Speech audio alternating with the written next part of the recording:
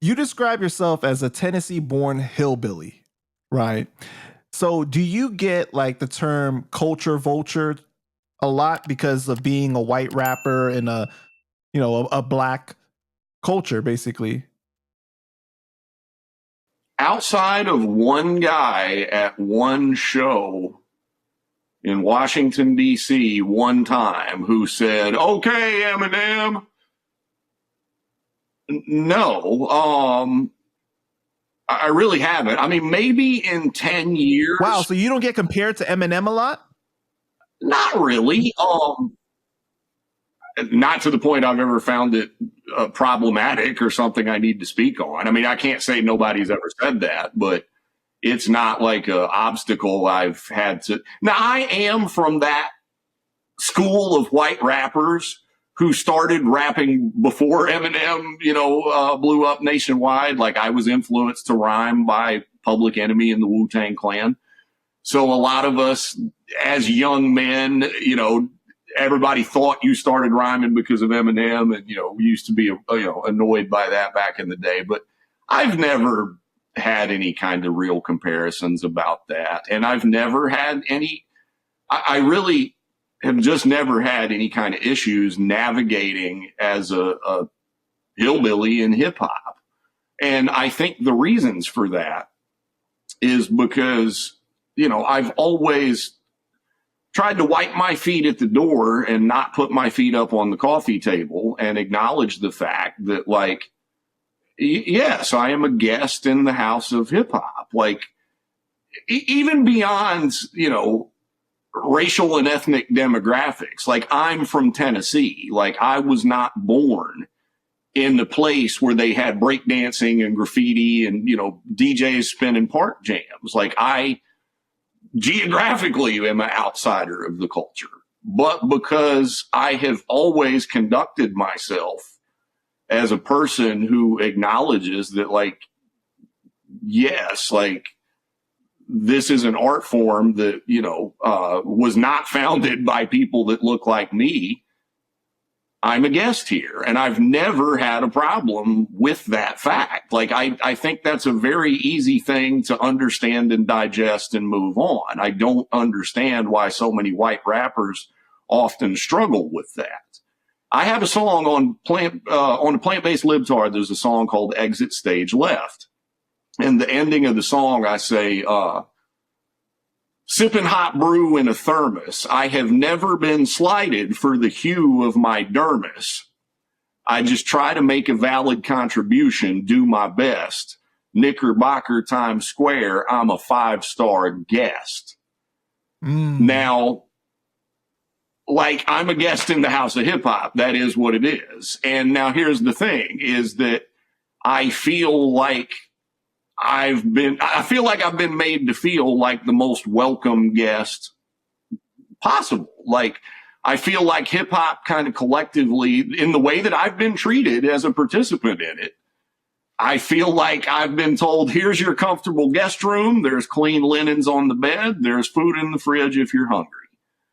Because no one has, I've been treated with respect and kindness and allowed to do my thing and ply my trade with no issues. And, in the times that we live in such especially, with everything that's happened in the last few years, like when things like George Floyd happened and Breonna Taylor and things like that, like, I make it a point to speak up because a lot of folks don't necessarily know where the white people in their lives stand on these issues. So if you don't say how you stand on them vocally out loud, like, you know what I mean? So, like, I've just always conducted myself that way. And I've had the problems that I've had in hip hop have been related to being indie and not having enough money to fund my projects, being Southern, being weird, making left field music. Like, it's never been because of what I looked like. And, that's just how I've always, I was taught as a young child by my parents my parents taught an anti-racist message in our household from the time we were very small. Before I was into hip hop, the punk rock I was listening to had a very similar message. And I studied hip hop in great detail before I ever tried to participate in it, to try to understand, okay, this is what's going to be expected of you. This is the way, this is what you need to show respect and, acknowledgement to. And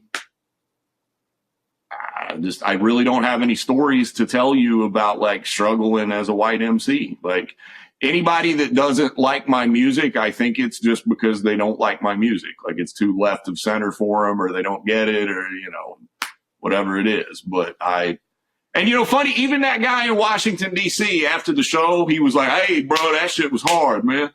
The guy that called me Eminem.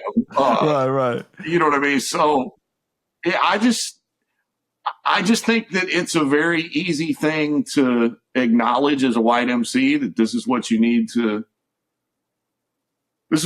be aware of. This is what you need to show acknowledgement and respect towards. And this is how you need to conduct yourself. And if you do those things, and if you speak up in times of trouble and remind people what side of the fence that you're on, you shouldn't have any problems. Hip hop is very welcoming. Let me ask you this, Jake. Are you media trained, or were you like trained on how to do interviews? Because every single time I'm about to ask you a question, you start answering it already before I even get the question out. Like you knew I was going to bring up the Lord Jamar guest thing before I was even going to ask you it or something. Like, I don't know. Like it's pretty crazy. I mean, you know what it is? It's really funny. Some people know me for I make a lot of instructional videos on Instagram and things like that, trying to help teach independent artists how to navigate the business and, how to make this happen for yourself, kind of the similar way that I did. And I did a video on that about a while back about media training.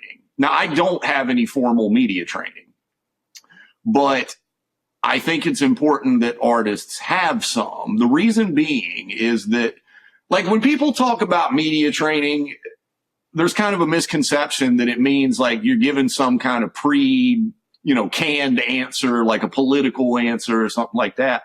But all media training really is just knowing what to do when there's a camera in front of your face or a microphone. When I first started doing interviews, what I didn't know was that some journalists and, bloggers and radio DJs and TV show hosts, some people are very prepared. Like they take time to learn things about you. They take time to study your history. And then sometimes they don't. Like you're just a guest that's booked on their show that day. And they're not even the ones who are booking the talent on their show that day. Some producer or somebody else booked you. So what I learned the hard way is that when you're in the presence of somebody getting ready to do an interview, you may find yourself in a position where they're just like, okay, explain, tell us about yourself. And in those moments, you need to learn how to concisely give the who, what, when, where, and why about what you're about. It's almost like having to interview yourself in a way. Now, I'm not talking about journalists like yourself and other people that, take time to, study on the people they're talking to beforehand. But sometimes you'll find yourself in a position where the person interviewing you may not know much about you. So you need to know what are like the key points you need to hit on just in case they don't ask you that. When somebody's asking you real compelling questions that they thought about and stuff like that, it's easier to just let the conversation flow naturally. But sometimes you may be in a position where you kind of got to just interview yourself. So now I don't have any formal media training, just a lot of trial and error.